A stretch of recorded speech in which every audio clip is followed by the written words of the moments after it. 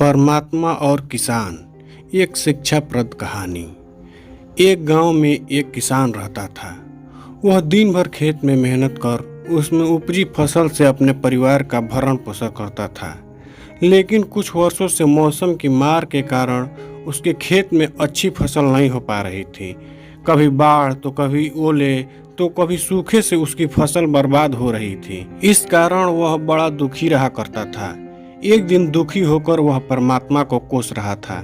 तभी परमात्मा ने उसे दर्शन दिए और उसके दुख का कारण पूछा। किसान बोला, भगवान, आपको खेती की कोई जानकारी नहीं है। आपके कारण हर साल मेरी फसल बर्बाद हो जाती है और मेरे परिवार के सामने भूखे मरने की नौबत आ जाती है। एक साल मेरे हाथ में मौसम को नियंत्रित करने की शक्ति दे दीजिए, फिर देखिए कैसे मैं फसल लहलहाता हूँ और अन्न के भंडार भर देता हूँ। परमात्मा बोले, ठीक है, आज से तुम ही मौसम को नियंत्रित करो, मैं इसमें कोई दखल नहीं दूंगा। किसान बहुत खुश हुआ। उसने उस साल गेहूं की फसल बोई। मौसम का पूरा नियंत्रण उसके हाथ में था। उसने धूप, पानी सब अपने हिसाब से आने दी। तेज धूप, अंधड़, अतिवर्षा, ओले आदि से उसने अपनी फसल को बचाए रखा। समय के साथ फसल बढ़ने लगी। फसल देख किसान झूम उठा, क्योंकि इतनी अच्छी फसल उसके खेत में कभी नहीं हुई थी।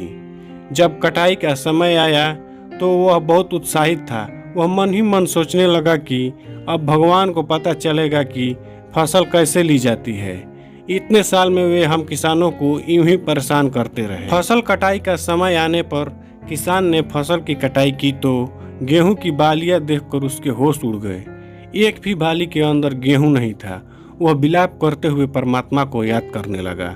परमात्मा प्रकट हुए तो वह बोला, हे भगवान, ये मेरी फसल को क्या हुआ? परमात्मा बोले, इस बार सब कुछ तुम्हारे नियंत्रण में था। तुमने हवा, पानी, धूप सब कुछ तो फसल के अनुकूल रखी, फिर भी वह खोखली हो गई। जानते हो क्यों? इसका कारण है कि तुमने फसल को संघर्ष का अवसर ही नहीं दिया। न वह कड़ी धूप में तपी, न ही बारिश की तेज बौछारों को सहा, न ही वह तूफानी अंधड़ से जूझी। इस कारण वह खोखली रह गई। कड़ी धूप, तेज वर्षा, आंधी, तूफान जैसी चुनौतियों के आगे फसल खुद को बचाने का संघर्ष करती है। इन चुनौतियों का सामना करने से जिस शक्ति और ऊर्जा का संचार उनमें होता है, वही अंततः अन्न के रूप में उनकी बालियों में संग्रहित होता है। इस बार बिना संघर्ष के वे खोखली रह गई। सीख। दोस्तों, जीवन में चुनौतियां और संघर्ष अति आवश्यक है। चुनौतियों से जूझने और संघर्ष करने से हम में कई आंतरिक गुणों का विकास होता है।